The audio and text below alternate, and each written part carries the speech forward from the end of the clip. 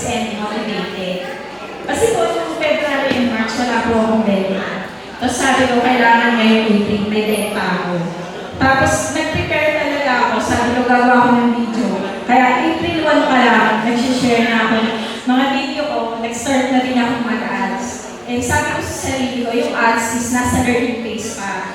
Ako, nasa learning phase pa din ng pag-ads. And hindi ko hihintayin na may mag-inquire sa akin, sayang yung araw. Kaya ginawa ko, nag-upload ako ng mga videos sa Reels, sa TikTok, tapos nag-follow up ako ng mga client. And nag-share ako sa mga group.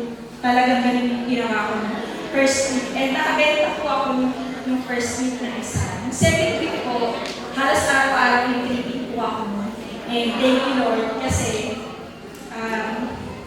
meron ako mga client na pinag-ihintay lang ako sa training.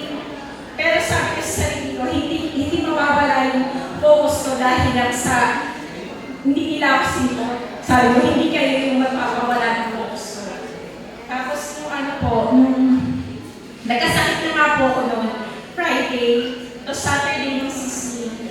Sobrang thank you kasi may nag-message na magti-tripping daw. Hindi po ako yung nag-assist yun. In-assist ko ng coordinator.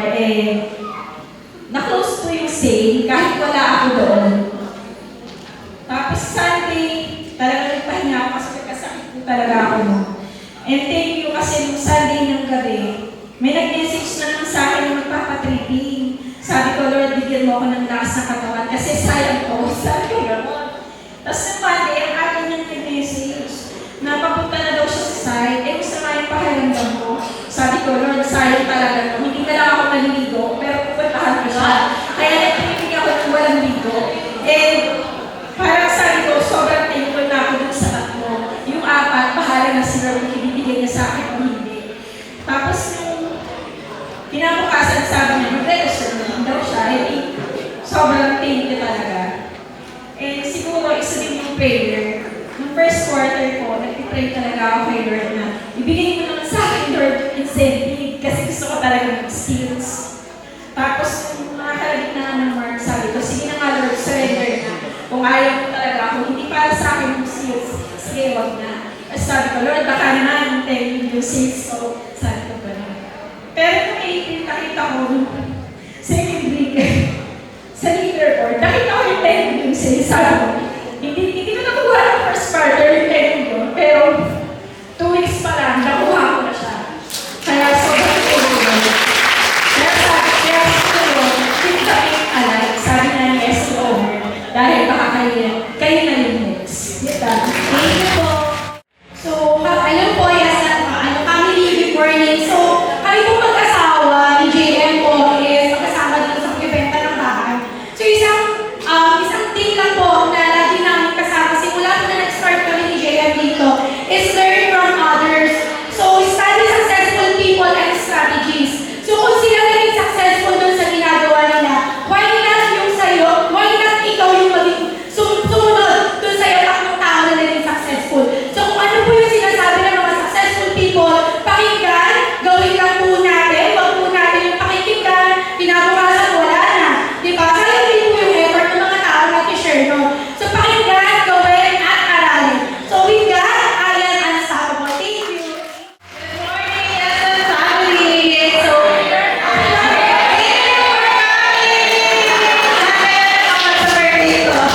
and then, reason why I am here and unstoppable is, syempre, I wouldn't be here kung hindi dahil sa asawa ko si Mike. Sa kanya ko rin talaga para i-dedicate yung speech ko ngayon kasi siya yung nag-aaral para mag-Facebook ads. Kasi yun naman talaga yung key kung bakit kami nakakabenta everyone.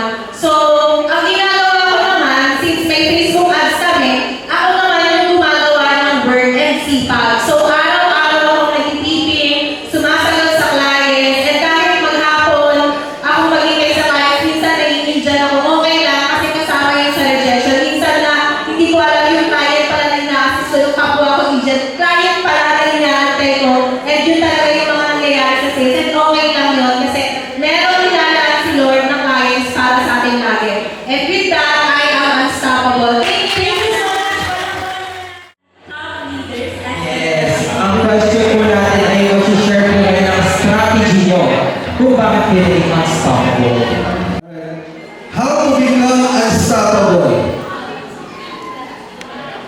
inaalala ko lang talaga when I wake up every morning, ano yung biggest why ko kung bakit ko ito ginagawa. Alam niyo po dito sa profession natin bilang salesperson, napakarami pong challenges na na-encounter every day. Nandyan po yung hindi ka sinisipot sa tripping mo, di ba? Yung mga ini-invite ko para doon sa recruit na para ang dami nag-uumit pero pagdating doon sa reward day, ni isa walang dumarating.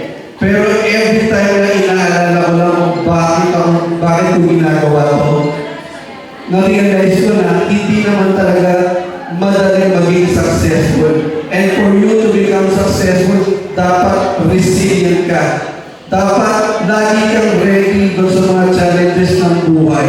Eh ngayon, may bago na akong biggest why. Sabi ko, hanggang meron akong nakikitang hindi pa milyonaryo sa Team Jerusalem, hindi ako titigil.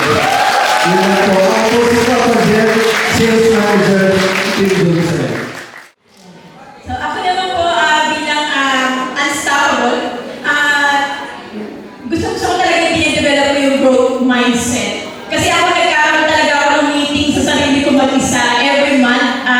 Sinusulat ko talaga yung mga naging challenges ko. Sa part ako nagkamali. Importante sa akin yung mini-meeting ko yung sarili ko, ina-analyze yung ginagawa ko.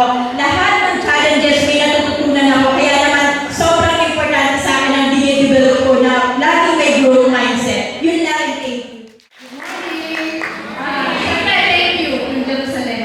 I am unstoppable because I build my support network. I build relationships. Kasi sa industry natin, mahalaga yung you build relationship kasi kailangan mo ng suporta. And today, this is our chance to meet new friends. Kumbaga, lumabas ka sa circle ng team mo. Kilalanin mo yung mga ibang taga-Yesland para magkaroon ka